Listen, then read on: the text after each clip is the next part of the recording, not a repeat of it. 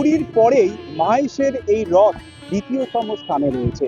স্বাভাবিকভাবেই সময়ের সাথে সাথেই সারা দেশের কাছে অন্যতম হয়ে উঠেছে এই মাহেশের রথ।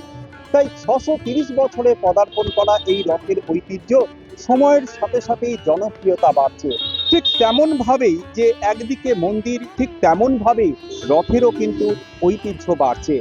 এই রথ 125 টন ওজন বিশিষ্ট এই রথ, যার উচ্চতা প্রায় 50 ফুট এবং যার মূল প্রধান চূড়া রয়েছে একটি এবং 8টি রয়েছে ছোট চূড়া।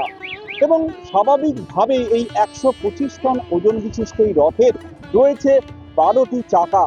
স্বাভাবিকভাবেই রথের দিন এই নিয়ম অনুযায়ী এখানকার পুরোহিতরা এই রথের ওপর ওঠে এবং হাজার হাজার ভক্তদের উপস্থিতিতে সেখানে কিন্তু জগন্নাথ, বলরাম এবং সুভদ্রার বিগ্রহ কিন্তু তোলা হয়। তারপরে কাসর, ঘণ্টার ধ্বনির সাথে সাথে ফায়ারিং এর শব্দে কিন্তু সেই রথের গতি নিয়ন্ত্রণ করা হয়।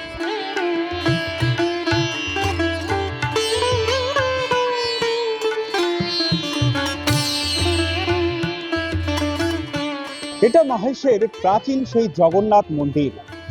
630 বছরে পদার্পণ করা এই মন্দিরের যেটা কথিত আছে, সাধক ধ্রুবানন্দ ব্রহ্মচারী তিনি পুরীতে প্রসাদ দেওয়ার জন্য প্রভুর কাছে যান, কিন্তু কথিত আছে যে তিনি সেখানে প্রসাদ যখন দিতে যান সেখানে জগন্নাথ দেবকে কিন্তু সেখানকার সেবায়িতরা তাকে প্রভুকে দর্শন করতে দেননি এবং স্বাভাবিকভাবেই তিনি মনের দুঃখে যখন আত্মহত্যা করতে যাচ্ছিলেন ঠিক সেই সময় প্রভু তাকে স্বপ্ন দেন এবং সেই স্বপ্ন মতো তাকে ফিরে আসতে বলেন এই মাহেশ চত্বরে এবং এখানে গঙ্গার তীরে একটি কাঠ ভেসে আসার কথা এবং সেই প্রভুর নির্দেশ মতোই তিনি সাধক ধ্রুবানন্দ ব্রহ্মচারী ফিরে আসেন এই মাহেশ চত্বরে এবং গঙ্গার তীরে তিনি একটি কাঠ ভেসে আসতে দেখেন এবং সেই কাঠ দিয়েই পরবর্তীকালে তিনি এই বিগ্রহ অর্থাৎ জগন্নাথ, বলরাম, সুভদ্রার বিগ্রহ তৈরি করেন। স্বাভাবিকভাবেই সেই বিগ্রহ চিরাচরিতভাবে প্রাচীন রীতি মেনে এখনো পূজিত হচ্ছে এই মন্দিরে।